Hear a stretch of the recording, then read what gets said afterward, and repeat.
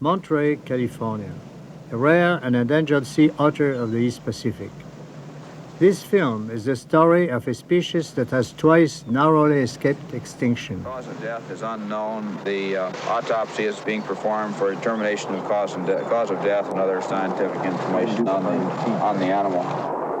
There's probably an underlying skull fracture, which is probably related to trauma. Whether or not this is the immediate cause of death will have to be determined by autopsy.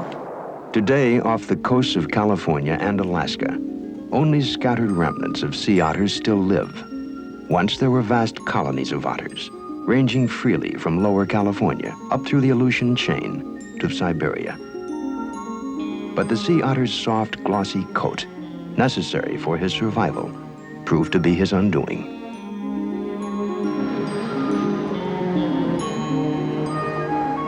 Two centuries ago, the sea otter's fur was first coveted by Japanese nobles and feudal lords.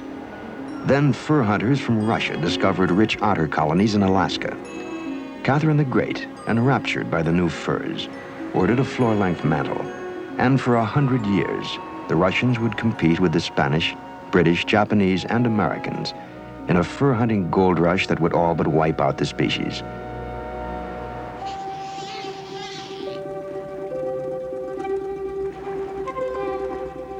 By nature trusting, the otters were easily slaughtered by spear, gun, and club. Neither mother nor pup was spared.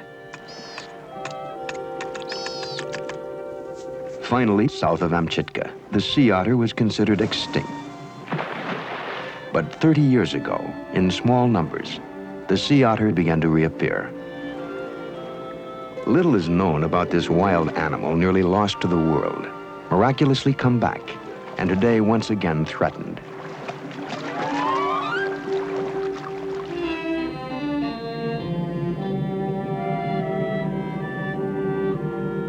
Now Captain Cousteau and his divers will film for the first time the underwater life of this shy sea mammal and study what is essential for its survival as it faces its second brush with oblivion.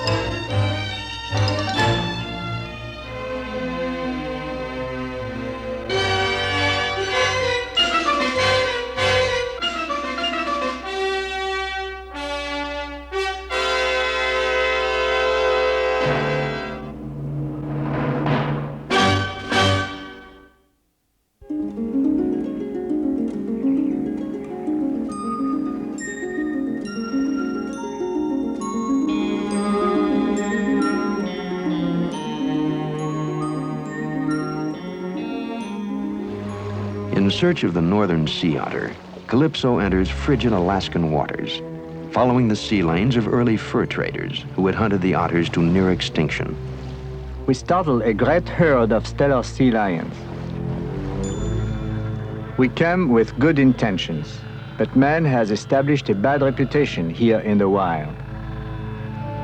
They are luckier than the persecuted sea otter. Their skins are of no great commercial value. Their number is still secure.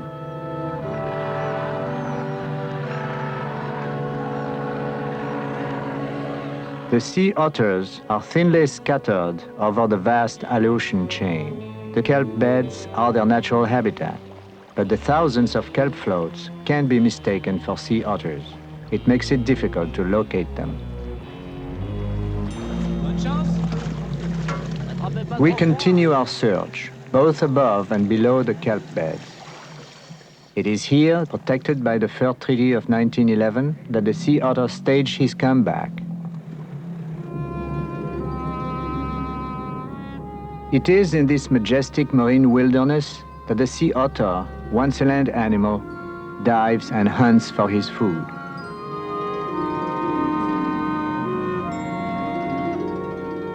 Our divers familiarize themselves with its weird, ice-cold environment.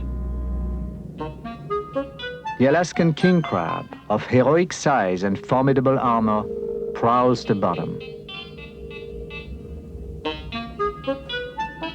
He is a favorite delicacy of the northern otter. The otter still eludes us.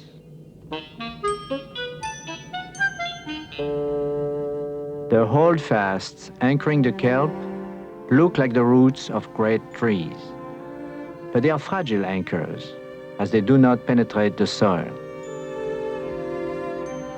We are enraptured by the alien beauty of the sea otter's underwater forest.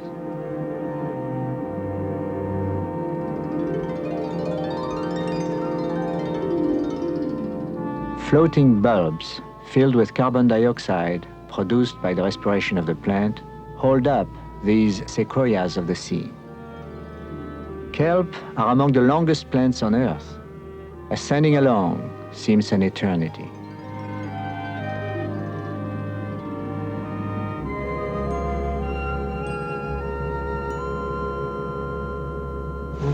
In the half-light of the subarctic dawn, when they are most likely to surprise half-asleep otters, Bernard Chauvelin and Raymond Cole head for the craggy, wind-worn shores of Sanak Island.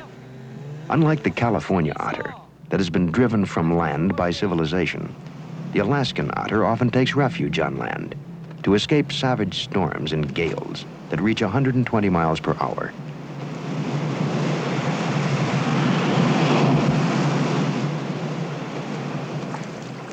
On the protected side of the island, there are still no otters in sight.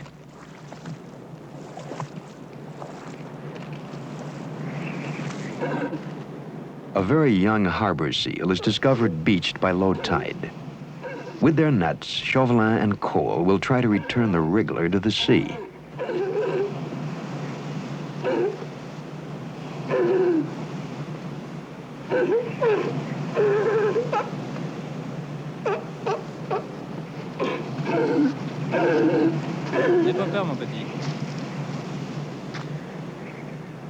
Its mother waits.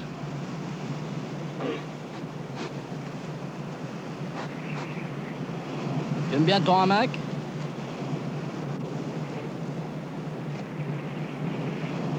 Allez, va te baigner.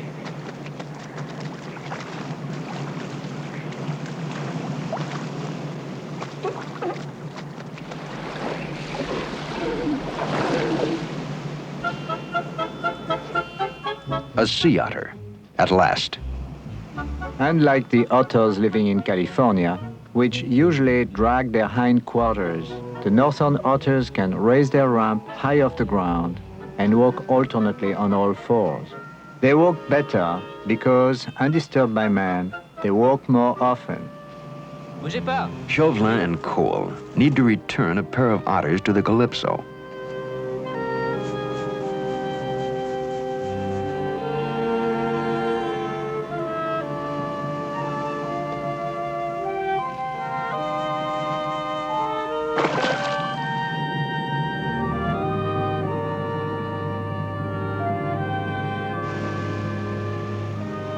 The netted otters will be transported to Calypso, where in a saltwater pool, food and the security of kelp await them.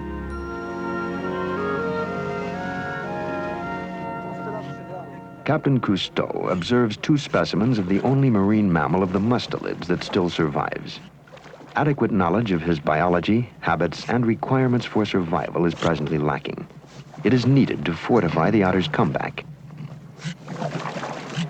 Oui, surveille le filet. Hé, soigne bien, t'es protégé. Ça a l'air d'aller.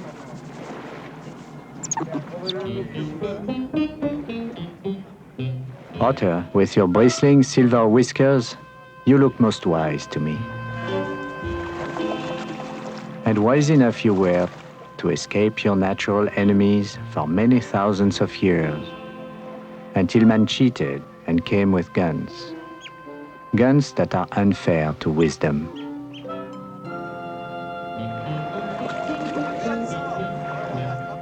The otters groom tirelessly, squeezing water from their fur.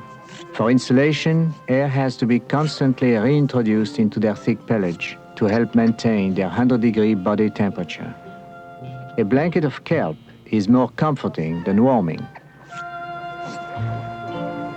Tu veux cette moule?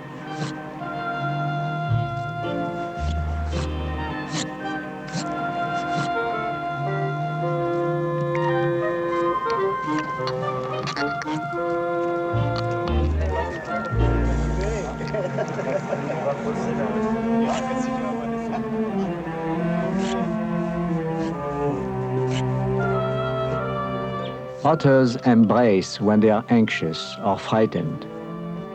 On board, we can provide only essentials, but for these wild creatures, that is far from sufficient. Nature is their home. We will return them there.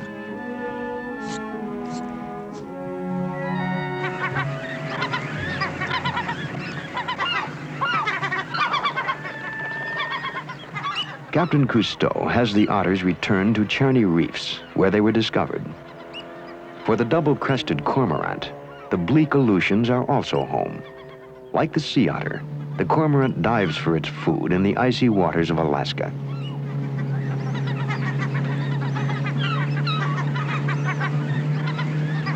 Regarde les cormorans. Regarde plutôt les algues. Now the Calypso team will stretch a net across an inlet they have chosen within the otter's home range. It will contain the pair of otters and make possible underwater observation under conditions closer to their natural habitat in the wild.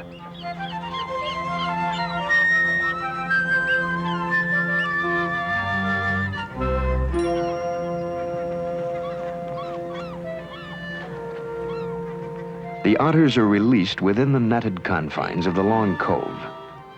Calypso cameramen will provide the first film record of the underwater swimming techniques of the northern sea otter.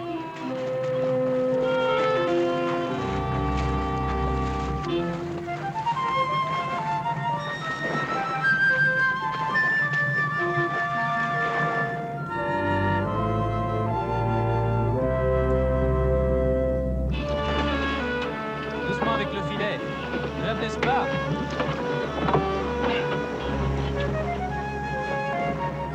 The otter swims primarily on his back.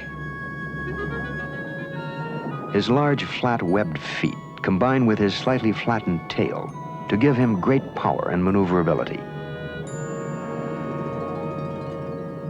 The otter is tempted by his favorite food, but refuses to eat from the hand of man. He finds reassurance in rejoining his companion.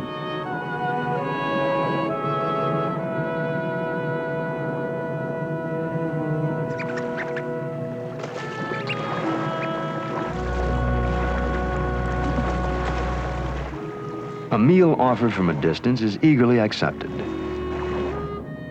Having no reserve fat layer, like whales and seals, otters cannot go long without food.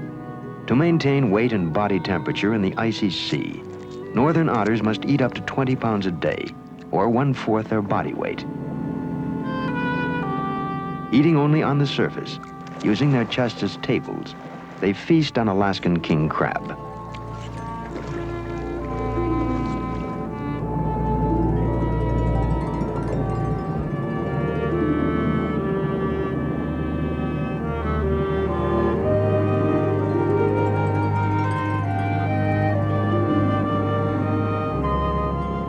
After the banquet, the otters come ashore to groom their fur and warm themselves.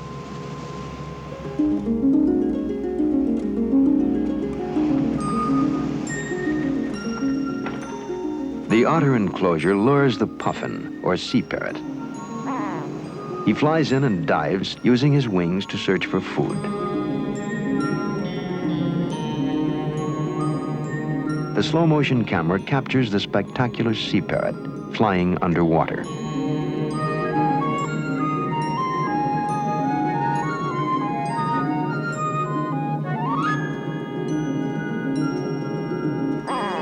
Il m'a encore mordu. To protect the bird from entanglement, Louis Preslin gives the puffin a boost over the net, directing it towards safer hunting. Bon voyage.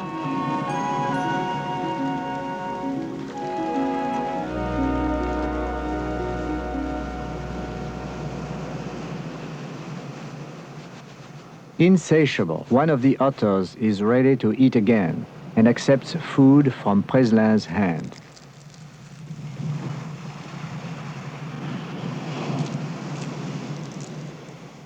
And now, the supreme luxury, to caress a living fur.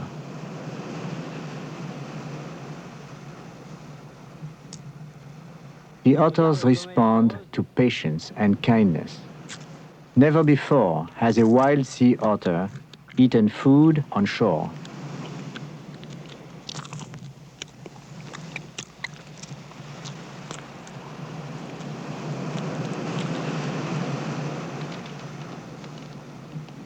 The sun travels low across the Aleutian Islands. In the stillness of the Alaskan wilderness, evening comes early and lingers long.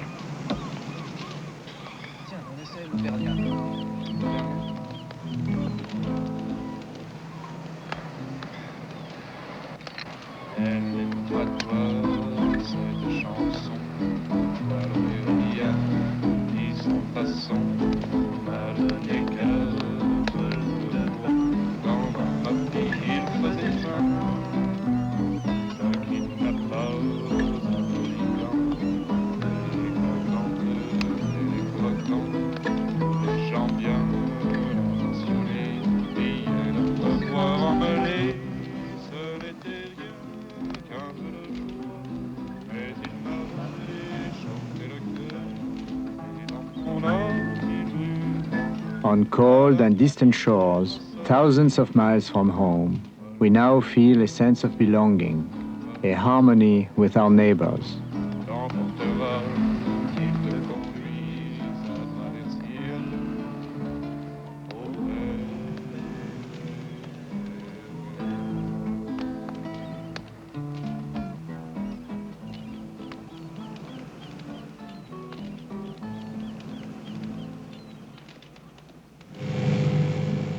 Captain Cousteau leaves Calypso for the Otter enclosure. Work with the northern sea otter of the Aleutian chain is completed. À bientôt, commandant.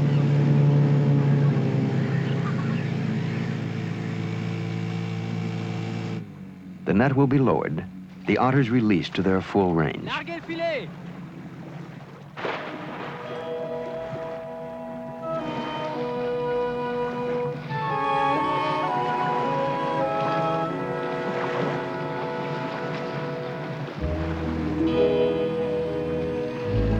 Allez, au revoir.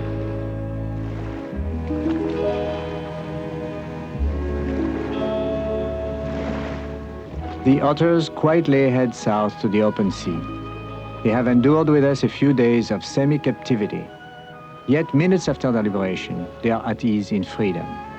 The freedom the otter enjoys, I try in vain to imagine, to feel what it really means to him. He's not enslaved to a home, nor to a lifetime mate, nor to any kind of security.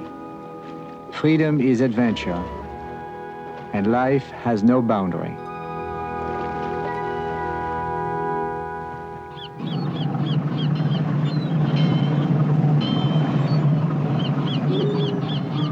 Monterey Harbor, bustling hub of Central California's fishing industry. Cannery Row, trawlers, dive boats, pleasure craft. It was amidst this hubbub and heavy offshore traffic to the south that the extinct California sea otter made its miraculous reappearance.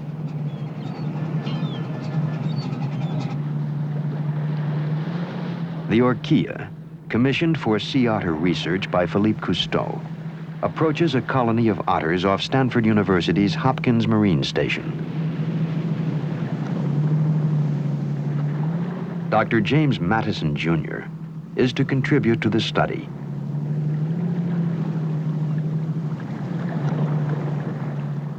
In 1911, the California otter was considered extinct. Years later, there were occasional sightings by lighthouse keepers and rangers, but these were kept secret because of the danger of poachers.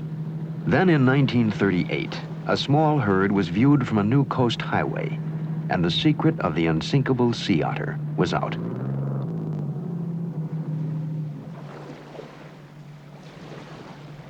Now in the Zodiac, with a friendship offering of food, Philippe Cousteau approaches the animals to observe them more closely.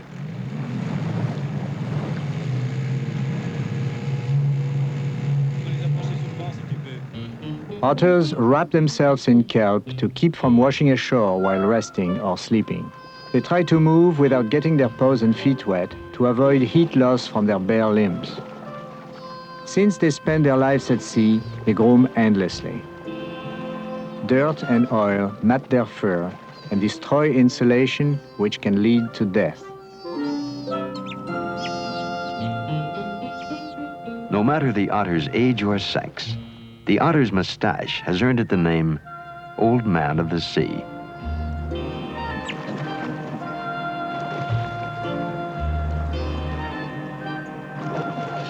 Otters often bite each other when they become alarmed and sniff the breeze suspiciously. They are made uneasy by the scent of man. Their favorite smell is food. As in Alaska, it is hoped food will be the breakthrough.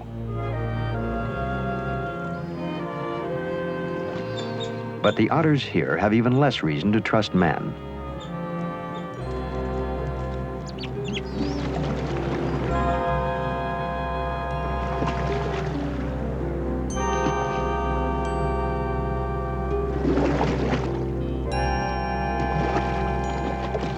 The otters, once nearly killed off by these two-legged predators, instinctively take evasive action.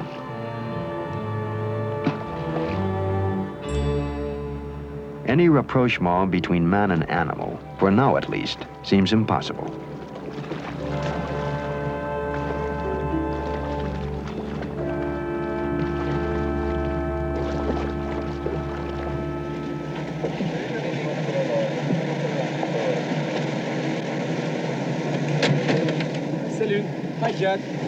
At Monterey Pier, Captain Cousteau arrives to join the Calypso team in California. He is introduced to Judson E. Vanderveer, who's engaged in sea otter research at Hopkins Marine Station, and who has been helping Philippe in his study of the southern sea otter. Thank you very much. I hope to be. Thank you. It's a good boy.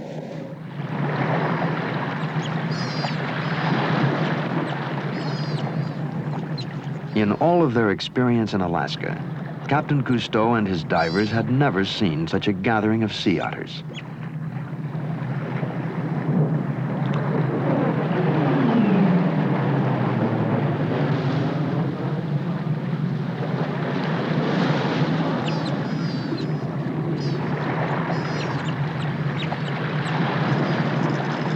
Now, Jed, how many otters do you estimate are right here in this area? 46. 46? Did you count them all? Yes.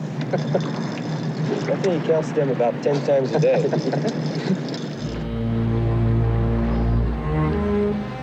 The comeback of the southern sea otter has been remarkable.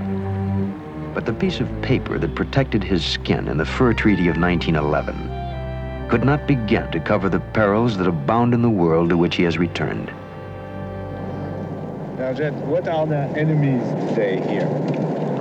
Well, the greatest threat to them here is the possible injury by boat, small boat traffic. You mean propellers? Yes, but in addition to that threat, there's also the threat throughout the entire range of oil spill from a possible tanker collision or a tanker accident of some kind. I understand that occasionally some hunters are caught. Well, killing them. Yes, the otters are shot perhaps for target practice or also shot, especially in the Morro Bay area by I thought they were protected by law. They are. But what kind of law? What kind of protection is there? It's just a threat. Completely forbidden? Yes. Oh, yes. And what's the penalty? The penalty is $1,000 fine or 6 months in prison or both. Look at them. Cousteau is amazed that this colony of wild creatures can exist so close to highways, housing, and the cacophony of civilization.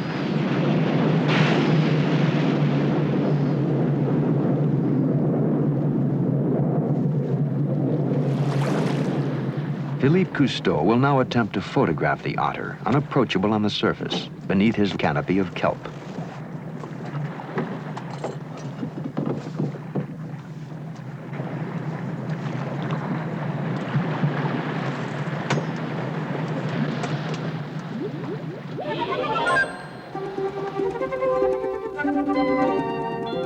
In panic, the otters flee from our divers. But perhaps for the first time, the southern otters meet divers that are not hostile. The otters are afraid, but curious.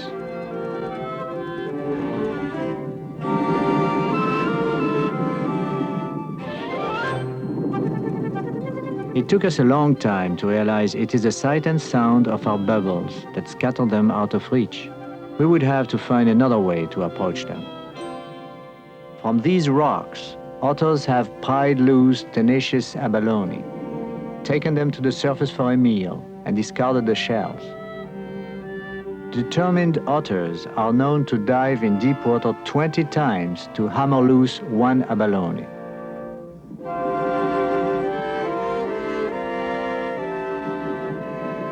On the way up, our camera light frightens a curious otter. This shy clown of the kelp does not yet know he has met his match in this game of hide and seek.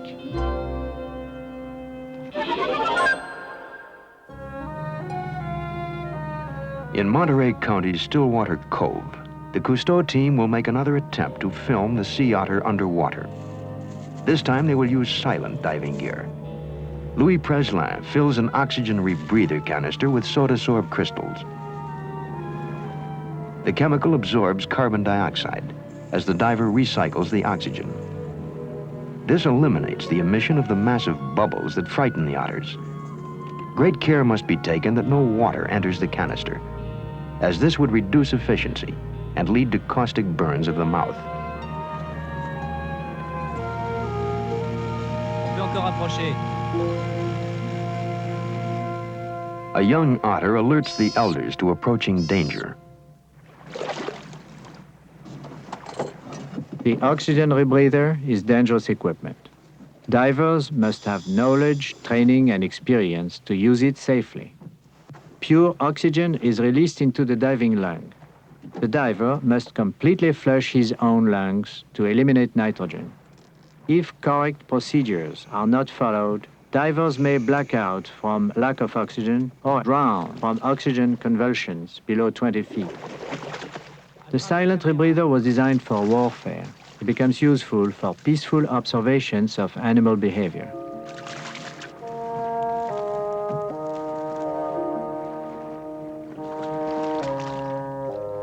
Philippe Cousteau and Jacques Delcouter quietly slip underwater. But otters have sensitive surveillance systems.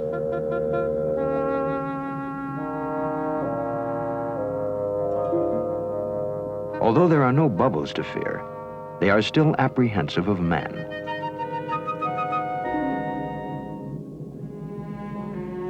In the quietude, suspicion begins to give way to increasing interest in the peace offerings from Delcouter.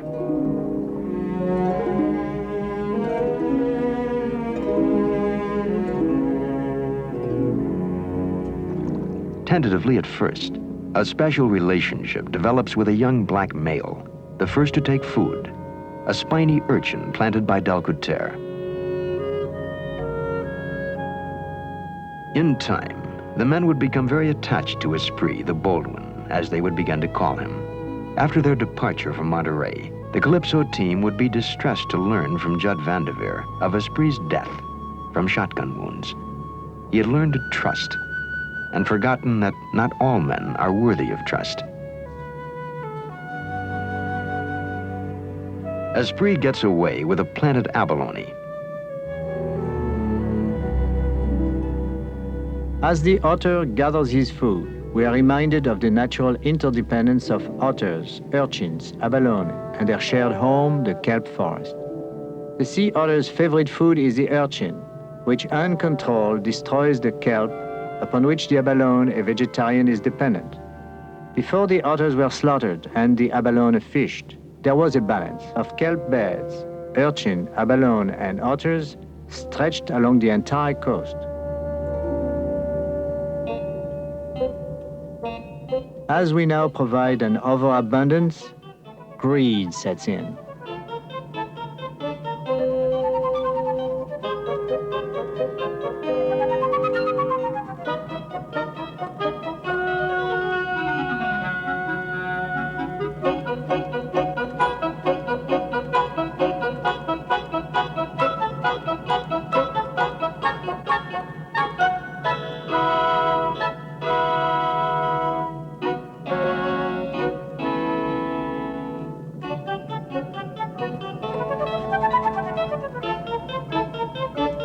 The sea otter is one of the few tool-using animals.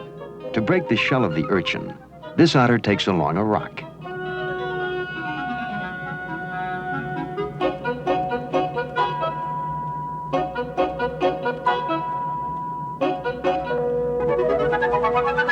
This otter uses one urchin to break another. Ça s'est bien passé? Oui, elle avait grand faim. The rebreather dives have been successful. Now it's happy feeding time.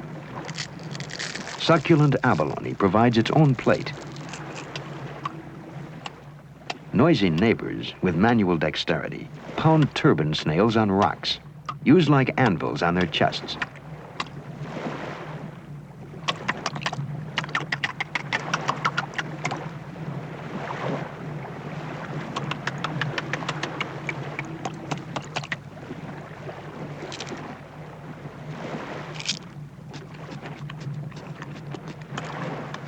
Sea otters are able to use a rock not merely as an anvil, but also as a hammering tool.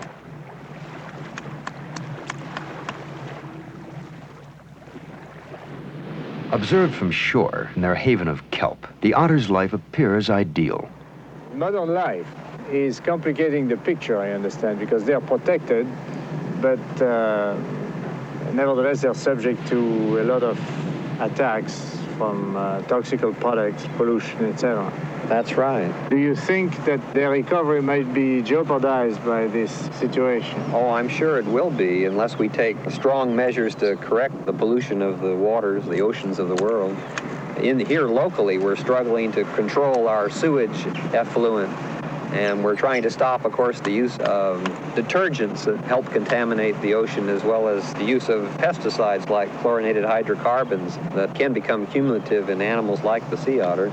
I'm even more worried by the actions of man than by pollution. For example, if these otters are living in this forest of kelp, they're going to cut these kelps in order to make chemicals out of it. Fishermen who are growing abalone, they know that sea otters eat abalone, and so otters are the villains. By oversimplification, men are completely spoiling the picture. They don't understand that everything is tied up and that otters are protecting the abalone indirectly, as well as the kelps. This is really what worries me. Nobody is really believing that life is complex. Don't you think this is the main danger? Oh, I do, but what good is it to man if we can't have the sea otter's pelt? If we're not able to market it, if no one's able to make a lot of money on the sea otter, then it has to go. But the sea otters are doing their best not to go.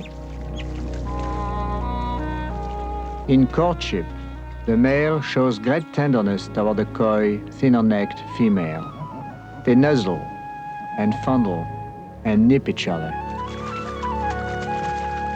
Then the male tries to grab the female's nose with his jaws to hold her tight in order to mate in the water. The love play sometimes gets rough.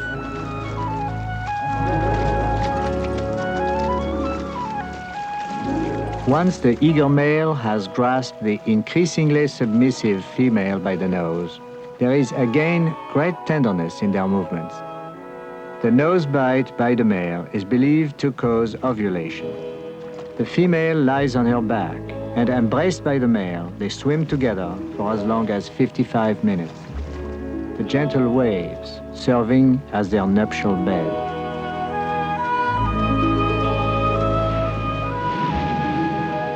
A mated female often seeks solitude.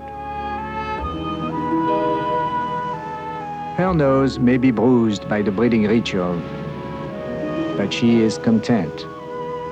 Within her is the seed of continuance.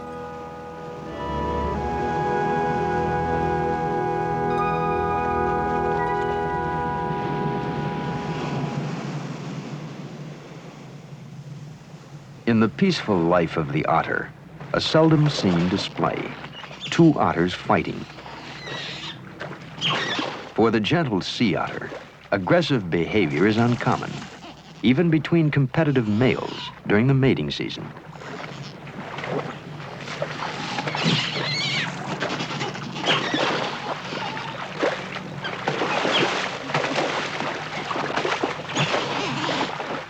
combatants will emerge from the bloodless battle much less bruised than is the mated female, whom Philippe Cousteau now approaches.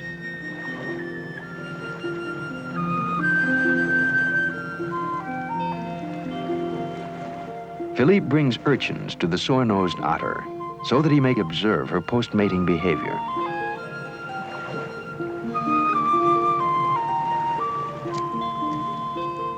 During the course of several feedings, a special rapport is established.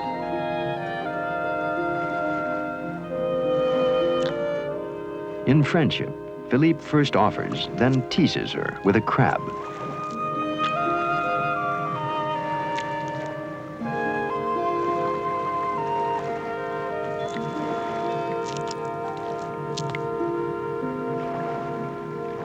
A relationship must be secure.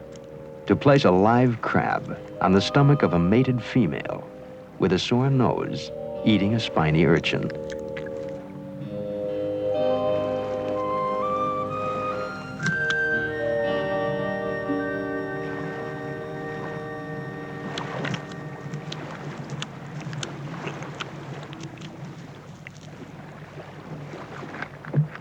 Perhaps Philippe is straining the relationship when he attempts to record the sound of the otter eating.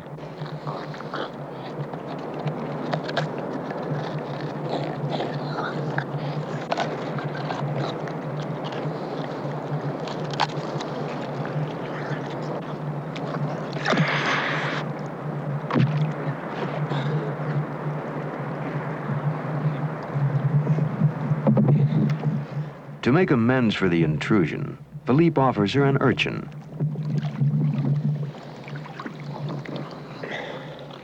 But it is not sufficient reparation.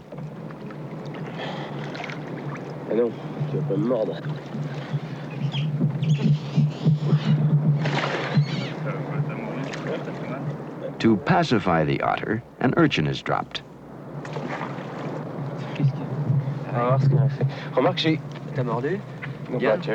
Philippe is surprised, but contends it was a love nip, not a bite. It's the same as when his female cat nips him out of affection, he says.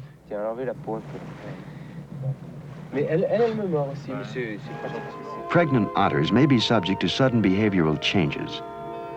The otter now rolls toward the men to drape herself in the kelp near the boat.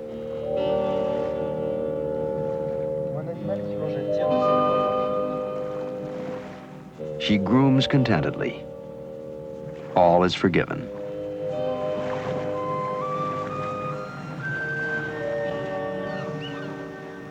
The cloud of controversy continues to hang over the fate of the California sea otter. In Monterey, Captain Cousteau speaks with William Bryan of the Advisory Council of the Friends of the Sea Otter, and Ellen Miller, concerned citizen. I would like to let the sea otters protect themselves and extend their range, and the government officials would like to extend their range for them and then keep them within given areas. They would like to move some sea otters so that in case we ever had an oil spill, there would be other otters who would be protected, they think. But wherever they would move them, they would try to confine them to a limited area, which... And it's highly debatable if the otters will respect the regulations. Or will even survive and move, that's right. In the Alaskan transplants, yes, just in capturing animals for transportation, 50% of the animals were killed, yes, in the netting operations. We have a very small amount of animals to begin with. Bill, what would you say the dangers are that the sea otters are facing today? Greatest danger to our friend is this conflict that has arisen between the commercial abalone interests and the survival of the otter, because the commercial abalone fishermen want to have the otters removed from the southern portion of the range where these people gather abalone that live in your ocean and my ocean, and they sell the abalone for $5.60 a pound. I don't think this is a very important food item to take care of the world population. Only a handful of commercial divers' pocketbooks. At Morro Bay, fisherman Ernest Porter demonstrates the size of abalone commercial fishermen can legally harvest and presents his side of the argument to Cousteau. Now, you know, we are interested in the sea otter. Yes. And I know that some of you think that the sea otter is interfering with your profession? How is it?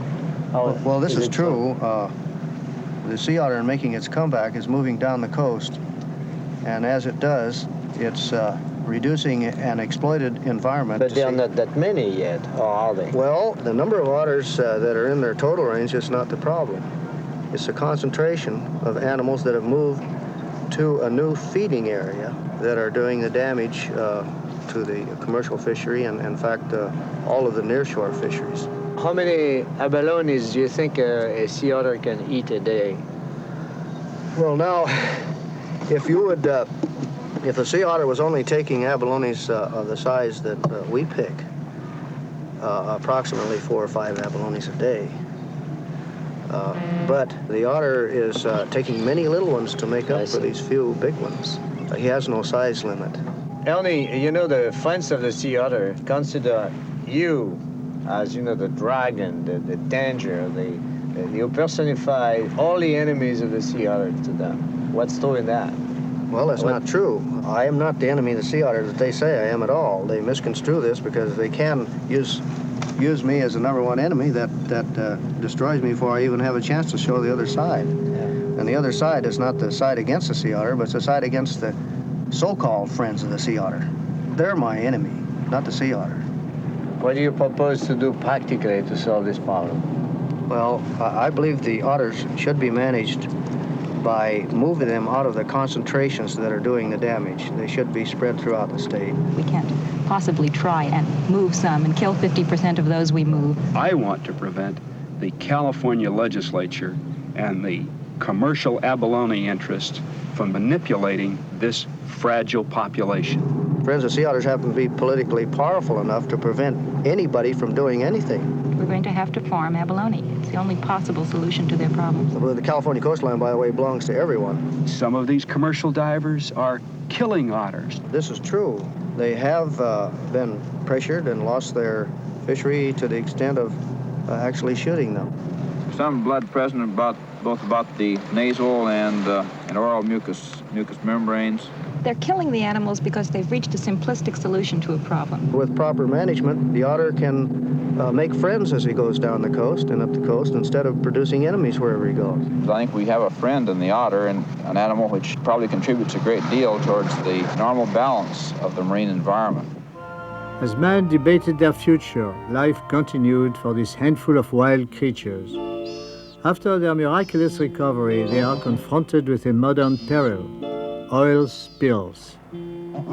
These devoted mothers carry their sucklings on their chests for more than a month, caring for them constantly, keeping them warm, dry, and well-fed.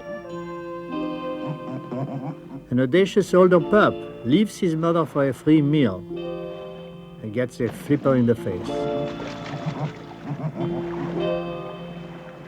The otters have but one pup every 2 or 3 years. It makes their comeback slow, but because of the meticulous care by the mother, the mortality rate is low. The otter handles her baby tenderly, caressing and cooing it to sleep.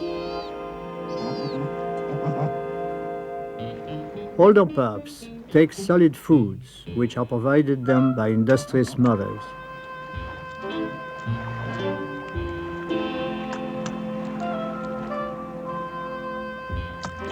The otter doesn't like to leave her pup, but at times she must, to seek food for him. The pup is too buoyant to dive and floats like a cork. He looks toward his mother in the surf and cries his distress.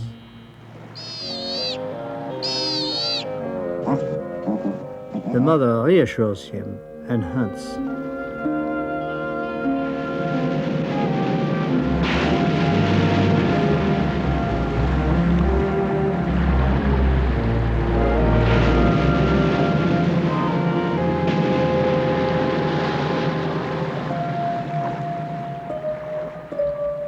By the time the mother reappears, the pup is floating near the rocks. She must swim her baby out of danger. For ages, matchless mothering has helped safeguard the delicate survival of the sea otter. Today, their continuance is threatened by a new danger: increasingly frequent oil spills. For the second time, the sea otter is at the mercy of a recent arrival, Homo sapiens, as capable of cruelty and selfishness as of generosity and compassion.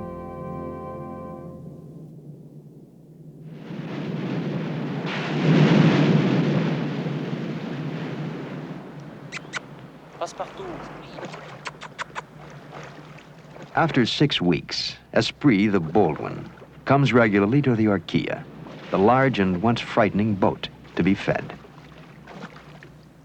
In their work with the wary sea otters, as the time for the team's departure from Monterey grows nearer, it is the open, unqualified trust of the bold one that they hold most dear.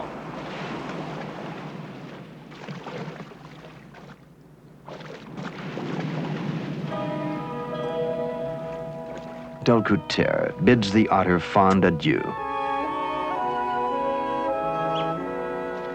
Our mind is conditioned by civilization and makes our relationship with the higher animals difficult. We often feel embarrassed when we are faced with demonstrations of total confidence that we may not deserve. The men of Calypso know it is meaningless to attribute human feelings to animals. Yet, there is a flow of life from animal to man. Special empathy with all our friends in the sea enriches our understanding of ourselves. Body and soul, we are deeply rooted in nature.